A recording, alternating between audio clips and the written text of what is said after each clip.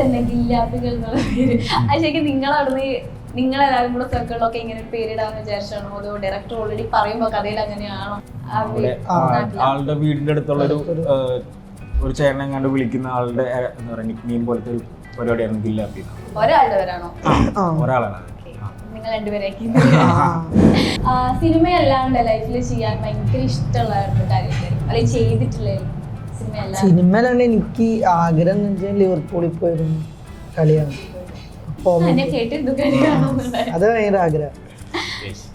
ഇവിടെ തന്നെയായിരിക്കുമല്ലോ.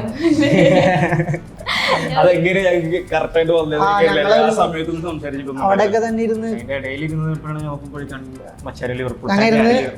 ഞങ്ങൾക്ക് ഇരുന്ന് കളിയാണോ LGP എന്ന് പറഞ്ഞൊരു ഡയറക്ടറെ എത്രത്തോളം അടുത്തറിയാൻ പറ്റിയിരുന്നു? ലിജോണ്ണ അറിയാം. വീണ്ടും അവിടെയൊക്കെ വന്ന് അല്ല ലിജോട്ട് ഇങ്ങനെ ഇതുണ്ട് വരണമെന്ന് പറഞ്ഞു. അങ്ങനെ ഓഡീഷന് പോയി അതിനെ കിട്ടി. വിചാരിച്ചിട്ടുണ്ടായിരുന്നു? ഞാൻ അവിടെയൊക്കെ ഓഡീഷനൊക്കെ ഒരു ബറ്റാലിയ ആൾക്കാരാ. അതിൻ്റെ ഇടയിൽ ഞങ്ങളുടെ ഒരുത്തുണ്ട് കളിയൊക്കെ പറയുന്നത് അവൻ അവിടെ പോയിട്ട് ഫ്രൂട്ട് സലാഡ് ഇല്ലേ കുഞ്ഞിത് അവൻ കടയിൽ പോയിട്ട് കേട്ടൊരു പൂത്തലാട് അങ്ങനെ കളിയാക്കി പറയാ. അപ്പൊ ആക്ടിങ് എന്ന സാധനം ഉള്ളിൽ കിടക്കുന്നുണ്ടെന്ന് അറിയായിരുന്നു. ഉള്ളി കിടക്കുന്നൊക്കെയാണോ? ഓക്കെ. Hi hello. ഇന്ന് എൻ്റെ കൂടെ CTX ടോക്കിലുള്ളത് അഞ്ചക്കള്ളക്കോക്കാൻ എന്ന ചിത്രത്തിലൂടെ മലയാളി പ്രേക്ഷകർക്ക് എന്ന് മാത്രം ഞാൻ പറയുന്നില്ല, എല്ലാവർക്കും സിനിമ കണ്ട എല്ലാവർക്കും അല്ലെങ്കിൽ സിനിമ ഇഷ്ടപ്പെടുന്ന എല്ലാവർക്കും സുപരിചിതമായ രണ്ട് മുഖങ്ങളാണ് ഗില്ലാപ്പികൾ. ആ സിനിമയിലെ ഗില്ലാപ്പികളാണ്. വെൽക്കം ചെയ്യാം Praveen and Marin. Welcome to CTX talk. Okay, introduction ഞാൻ തീർത്തിട്ടുണ്ട്.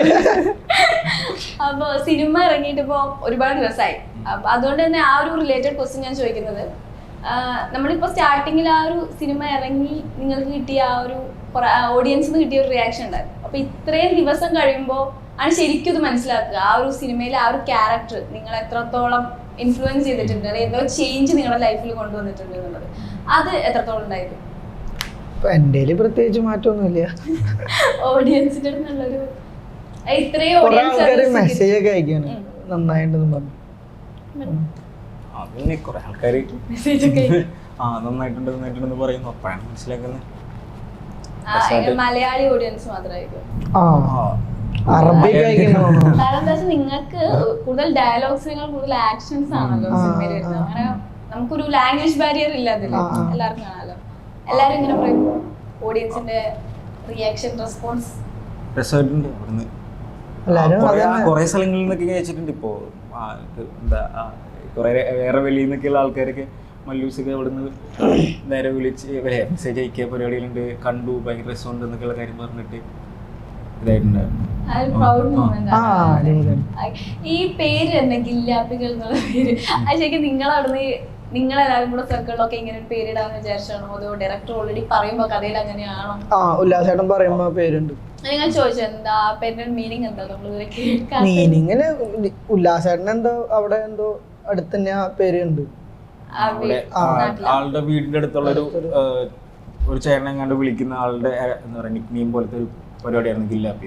ഒരാളുടെ പേരാണോ? ഒരാളാണ്. നിങ്ങൾ രണ്ടുപേരേക്ക് സിനിമ ഇഷ്ടം. ഇപ്പൊ സിനിമയിൽ നിങ്ങൾ ഒരുപാട് സിനിമകൾ ചെയ്തു. ഇപ്പൊ എല്ലാവർക്കും ഫെമിലിയർ ആയിട്ടുള്ള ഫേസാണ്.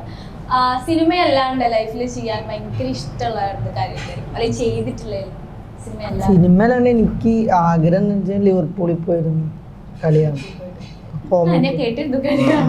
അത് ഭയങ്കര ആഗ്രഹം. ഇവിടെ തന്നെയായിരിക്കുമല്ലോ.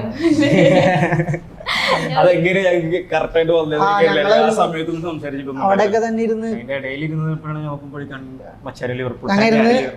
ഞങ്ങൾക്ക് ഇരുന്ന് കളിയാണോ പ്ലാൻ ഉണ്ടോ? പ്ലാൻ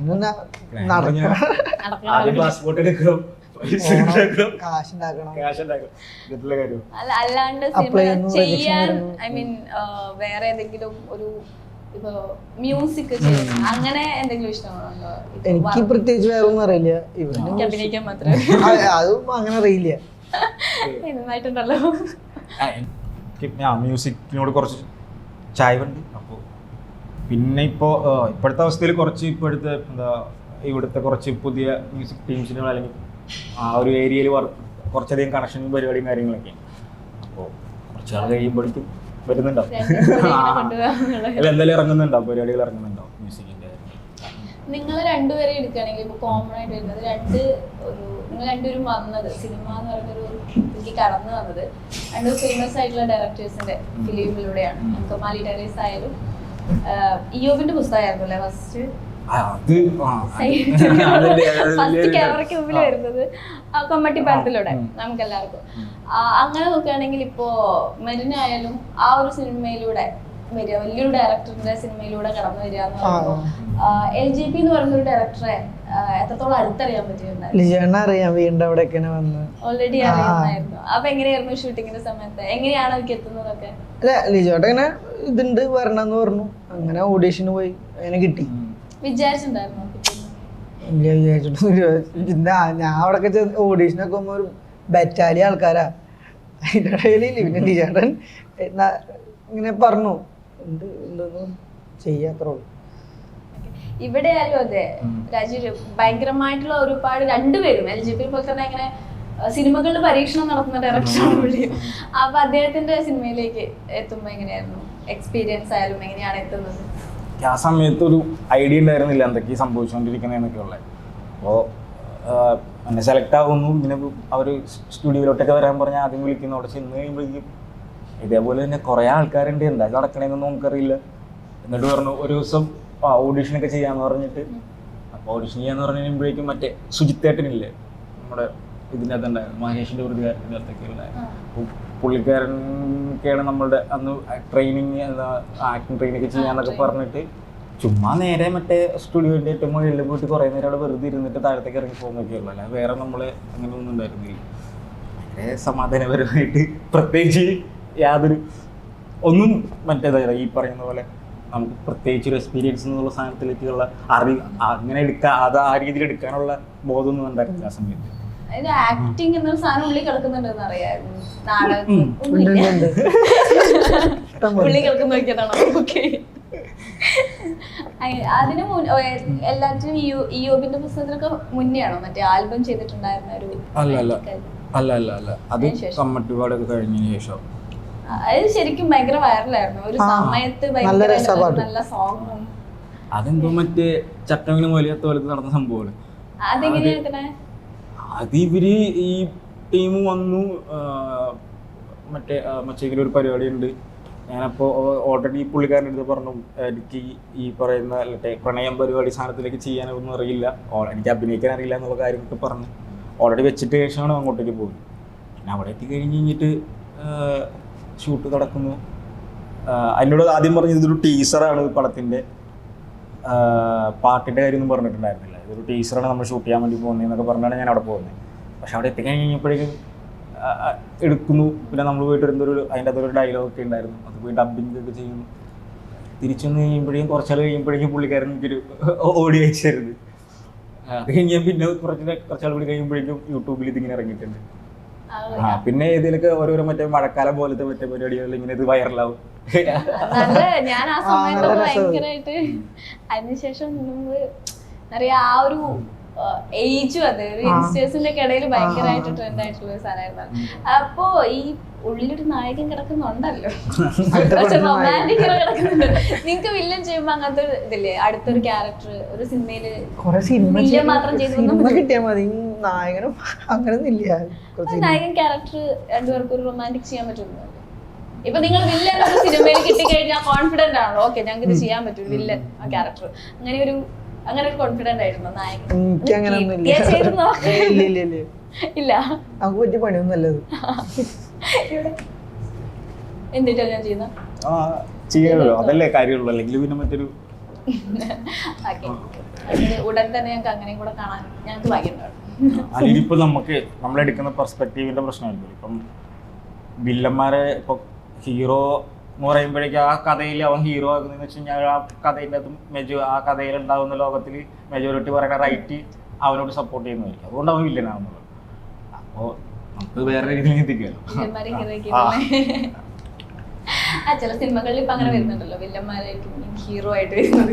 നമ്മളിപ്പോ നോക്കുകയാണെങ്കിൽ ഇപ്പൊ ഇതുവരെ ഇറങ്ങിയിരിക്കുന്ന എല്ലാ വില്ലന്മാരുടെ സ്റ്റോറി നോക്കുകയാണെങ്കിൽ നായകന്മാരെക്കാളും ബെറ്റർ സ്റ്റോറി ഉള്ളത് അമ്മമാർക്കാണ്. നായകന്മാർ മറ്റേ നോക്കുന്ന സമയത്ത് എന്തെങ്കിലും മറ്റേ എന്താ പറയാ കൂട്ടുകാരന്മാരുടെ ഇതും മറ്റേ തേങ്ങ മാങ്ങ അതേപോലെ മറ്റേ പ്രണയത്തിന്റെ കാര്യത്തിന് വേണ്ടി പോയി പ്രത്യേകിച്ച് അമ്മമാർക്കൊരു ഇതുണ്ടായി. എനിക്ക് നായകന്മാർക്ക് പ്രത്യേകിച്ചൊരു എന്താ പറയാ ഒരു ഒരു ഒരു റീസൺ കണ്ടിട്ടില്ല. വില്ലന്മാരെന്ന് പറയുമ്പോൾ അവന് കാര്യമായിട്ടൊരു റീസൺ ഉണ്ടല്ലോ അവൻ ചെയ്യുന്ന കാര്യം.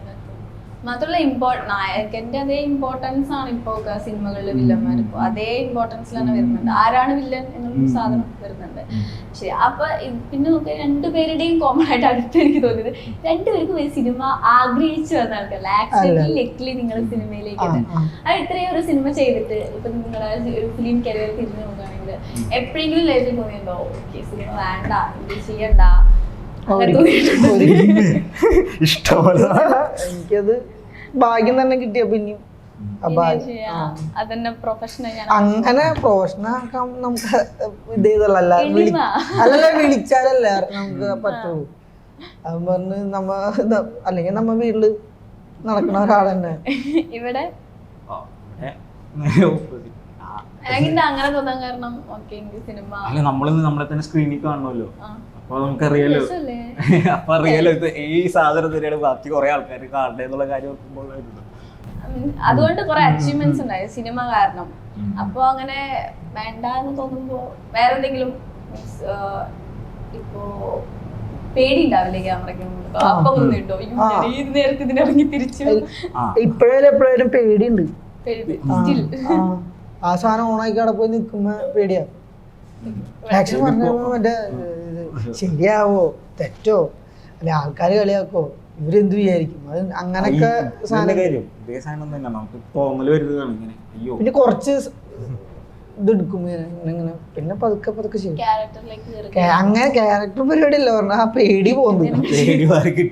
പേടി കളയാ ക്യാരക്ടർ പരിപാടിയൊക്കെ ഡയറക്ടർമാരായില്ല അവരിങ്ങനെ പറഞ്ഞു ഇതിങ്ങനെ ചെയ്യും അങ്ങനെ അവരും പറഞ്ഞു കഴിയുമ്പോ നമ്മ ഓക്കെ. അങ്ങനെ നിങ്ങളുടെ ക്യാരക്ടറിലേക്ക് വരുമ്പോ ഇപ്പോ നമ്മുടെ സിനിമ നോക്കുക മലയാള സിനിമയിൽ അല്ലെങ്കിൽ സിനിമകളിൽ അത്രയും ഒരു ആരായാലും ആഗ്രഹിച്ചു പോകുന്ന ഒരു ഇൻട്രൊഡക്ഷൻ ഒരു എൻട്രി നിങ്ങൾക്ക് ഈ സിനിമയിൽ ഒരു മാസ് എൻട്രി നിങ്ങൾക്ക് കിട്ടിയിട്ടുണ്ട്. അതുപോലെ തന്നെ ആ പാട്ടൊക്കെ ഒരു ഫൈറ്റ് സീനും ഫൈറ്റ് സീനൊക്കെ കിട്ടിയിട്ടുണ്ട്. ആ ഒരു ലക്കിനെ നിങ്ങൾ എങ്ങനെയാണ് കാണുന്നത്? അത്രയും അതുകൊണ്ടാണ് നോട്ട് ചെയ്യുന്നത്. എനിക്ക് ഭയങ്കരമായിട്ട് നോട്ട് ചെയ്യാൻ പറ്റിയ നിങ്ങക്ക് കഥ കേട്ടപ്പോ എന്തായിരുന്നു ഫസ്റ്റ് ഇതൊക്കെ പറഞ്ഞിരുന്നു ഇങ്ങനത്തെ സീനുണ്ട്? അവര് പറഞ്ഞത് ഉല്ലാസനും അർമ്മം പറയുന്നത് നിങ്ങൾ ട്രീറ്റ് ചെയ്യുന്നത് ഇങ്ങനെയായിരിക്കും ഈ പടത്തില്, ഇതാണ് നിങ്ങളുടെ പരിപാടി, ബാക്കിയുള്ളവരെ പോലെ അല്ല നിങ്ങളെ ട്രീറ്റ് ചെയ്യുന്നത് ഇങ്ങനെയായിരിക്കും, ഇതാണ് മറ്റേ ഇതൊക്കെ പറഞ്ഞിരുന്നോ? ഇപ്പൊ ഞങ്ങൾക്ക് പേരൊക്കെ ഉണ്ടായില്ലേ ശരിക്കും പേരൊക്കെ ഉണ്ട്. വില്ലാപ്പീസ് അല്ലാണ്ട് അവർക്ക് ഒരു പേര്. ഇവൻ സംസാരിക്കില്ല, നിനക്ക് കൊഞ്ഞപ്പ്, ഇപ്പൊ അതിന് അപ്പൻ്റെ ഒരു ഇതാണ് ഇത് അന്വേഷിച്ച് വരാൻ പോണ്, നിങ്ങളങ്ങനെ ചിരിക്കൊന്നുമില്ല. ഇവൻ അങ്ങനെ ഇവൻ ചിരിക്കും, ഞാൻ ചിരിക്കില്ല. പിന്നെ ഇവൻ സൈൻ ലാംഗ്വേജ് അങ്ങനെയൊക്കെ ഉണ്ട്. ഇവൻ ആ സമയത്തൊക്കെ യൂട്യൂബ് ഒന്നും പഠിച്ചു അത് പറഞ്ഞിട്ടൊന്നും ഉണ്ടായിരുന്നില്ല. ചുമ്മാ നമുക്കിപ്പോ അവരെന്തായാലും അധികം സംസാരിക്കാത്ത സൈൻ ലാംഗ്വേജ് യൂസ് ചെയ്യുന്ന ആയിരിക്കുമല്ലോ കൂടുതലും കമ്മ്യൂണിക്കേറ്റ് ചെയ്യാൻ വേണ്ടി ചെയ്യുന്നത്. അപ്പോൾ വെറുതെ യൂസ് ചെയ്തെന്നുള്ള അവസാനം എടുത്തിട്ട് ഇല്ലില്ല. നമ്മുടെ അവിടെ കളിയാക്കി ഞങ്ങളുടെ ഒരുത്തുണ്ട്, കളിയാക്കി പറയുന്നത് അവൻ അവിടെ പോയിട്ട് ഫ്രൂട്ട് സലാഡ് ഇല്ല കുഞ്ഞിത്, അവൻ കടയിൽ പോയിട്ട് ചേട്ടൊരു പൂത്തലാട് അങ്ങനെ കളിയാക്കി പറയാ. അപ്പൊ അങ്ങനെ കളിയാക്കിയുള്ള സാധനമാണ് ഇതില് കൂടി. പിന്നെ അന്ന് എനിക്ക് അങ്ങനെ അറിയുന്നില്ല ഇവന് സംസാരം ഇതൊക്കെ പറഞ്ഞുതരും. ഇനിയിപ്പോ നേരത്തെ കുറെ ഡയലോഗ് എഴുതി വെച്ചിട്ട് ഇപ്പൊ മച്ചാന് വേണ്ടി ഡയലോഗ് എഴുതി വെച്ചിട്ട് അതിൽ അങ്ങനെയൊന്നും ആയിരുന്നില്ല. മറ്റേ സീനിന്റെ അവിടെ എത്തുമ്പോഴേക്കൊക്കെ ആണ് മറ്റേത് പറഞ്ഞു കൊടുക്കുന്നത് ഞാൻ കണ്ടിട്ടുണ്ടായിരുന്നു. അധികം മറ്റേ ഡയലോഗ് പരിപാടി സ്ക്രിപ്റ്റ്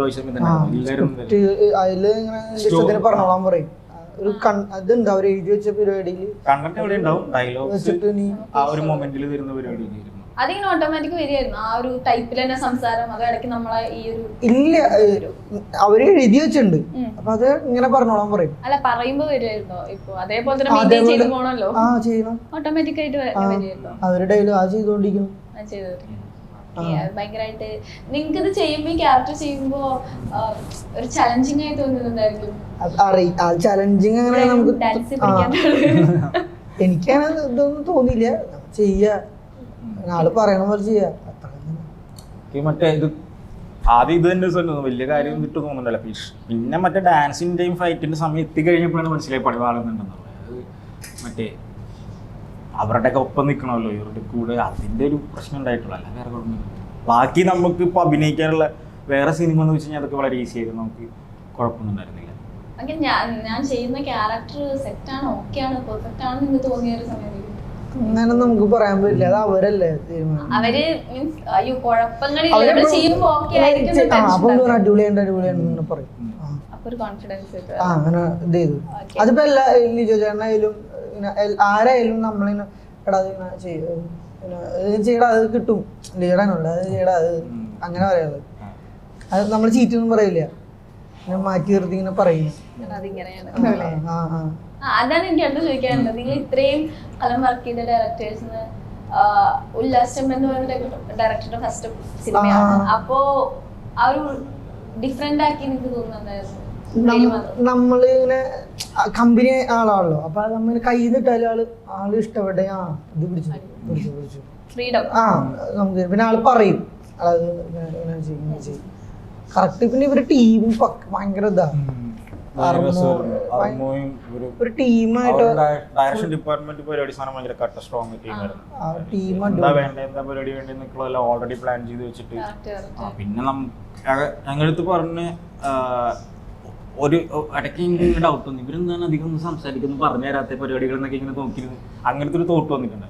ആ തോട്ട് വന്ന സമയത്ത് അതിന് അർമ്മോ ആയിട്ട് സംസാരിച്ചപ്പോൾ അർമ്മ പറഞ്ഞിട്ടുണ്ട് ഏറ്റവും ലാസ്റ്റ് ഈ ഇടയിൽ പടമൊക്കെ ഇറങ്ങി കഴിഞ്ഞിട്ട് സംസാരിച്ച് എടാ നിങ്ങൾ ആ ചെയ്ത സമയത്ത് നമുക്ക് എന്തായിരുന്നു വേണ്ടേ ആ സാധനത്തിന്റെ കൃത്യം പരിപാടിയിലാണ് പോയത്. അല്ലാണ്ട് അതുകൊണ്ടിട്ടാണ് നിങ്ങളുടെ അടുത്ത് ഞങ്ങൾക്ക് വേറെ ഒന്നും പറയേണ്ട വന്നിട്ടുണ്ടായിരുന്നില്ല, വേറെ ഒന്നും ഇതാക്കേണ്ട വന്നിട്ടുണ്ടായിരുന്നില്ല. ലൈൻ തന്നെയായിരുന്നു. മിക്ക സമയത്ത് ഓൺ എയർ ആയിരുന്നു ലൊക്കേഷനിൽ. വിളിച്ചിട്ട് മറ്റേ നമ്മുടെ പ്രൊഡക്ഷൻ മാനേജർ ചേട്ടാ നമ്മൾ ബസ് കയറാൻ വേണ്ടി പോയി നിൽക്കുന്ന സ്ഥലമുണ്ട്. അപ്പോൾ സാധാരണ എൻ്റെ ഒരു ഓർമ്മേൻ്റെ പുറത്തുനിന്ന് ഞാൻ ആ സ്ഥലത്തേക്ക് അവിടെ എത്തിയേക്കണം, ഇനി മുന്നേ കയറുന്നത്. അപ്പോൾ അവിടെ എത്തിക്കഴിഞ്ഞപ്പോഴേക്കും അവിടെ അങ്ങനെ ഒരു സ്ഥാനത്തില് കാണാനില്ല എന്ന് ഞാൻ ആ ടെൻഷന്റെ പുറത്ത് പറഞ്ഞത്. ചേട്ടാ എങ്ങനെ ആ ബിൽഡിംഗ് പോലും കാണാനില്ല എന്ന് പറഞ്ഞു. ബിൽഡിംഗ് അവിടെ കാണാനില്ല, ബിൽഡിംഗ് കാണാനില്ല. നീ ഇപ്പൊ ജോൺ വിക്ക് കണ്ടിട്ടുണ്ട്, നോബഡി കണ്ടിട്ടുണ്ട്. അപ്പോൾ അതിൻ്റെ അകത്തൊക്കെ എങ്ങനെയാണ് ആ സാധനം. ജോൺ വിക്ക് എന്ന് പറഞ്ഞാൽ ടോട്ടൽ മൂവി കിടക്കുന്നത് അതിന്റെ ത്രെഡ് എടുത്ത് നോക്കുകയാണെങ്കിൽ ഒരൊറ്റ പരിപാടിയുള്ളൂ, ചെറിയൊരു കാര്യം മാത്രമേ ഉള്ളൂ. പക്ഷെ അത് എവിടം വരെ എത്തിയിട്ടുണ്ടോ എന്നുള്ള കാര്യം നമുക്ക്